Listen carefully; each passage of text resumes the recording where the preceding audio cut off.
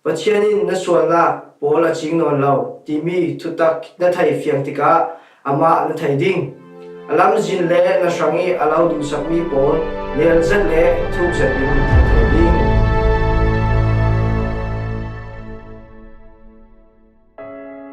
yitin mana thong ni kulun khat march ni kwa trong kai ni jiang kim chan tar tu chalhom an sualna ka ngai dam tingi amona khal ka ching non lo ding tia ati Hebrew bungriat changlai ni zumtu kan ni polchu tu kam hlun all government tangi umtu kan sinon lo atua kan ni chu tu kam thar new government tangi ummi kan si zau hi tu kam thar sunga pachianin atua ding mi thil bathum in sim in suai ding kadan chu an ruana para ka red dingi an thilung sunga ka ngan ding ati Hebrew bungriat changra imi polchu zumna dudon nak le zale na pol an si jiangtin kim na tua nak pawa lam shroi tu ding an si ding chumi chu pachianin nel zat le chak zati lam alau shroi na asi kan sanga mangbangza atua ding keima chu an pathian ka si ding I an ma chu kaminung an si ding si pra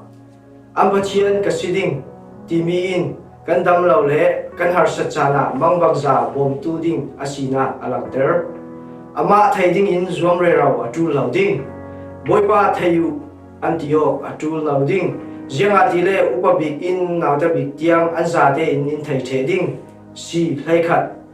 riktong in thai non timichu eidau ti asi zuam re raw tu lo in olte in thai tina asi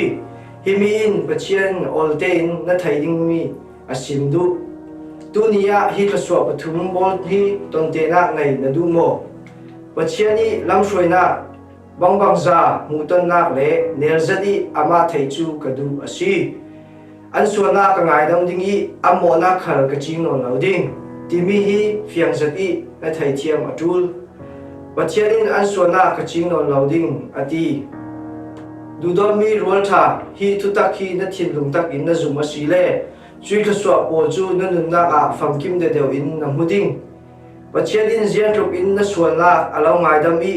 mona jiang mana ching lo lo timi na thai fiang tika ama si se alam jin si se adu mi si se na sa zat I zom re raw tu lo in nang ma ten na thai thiam ding churonga tu nia hi thu hi zumola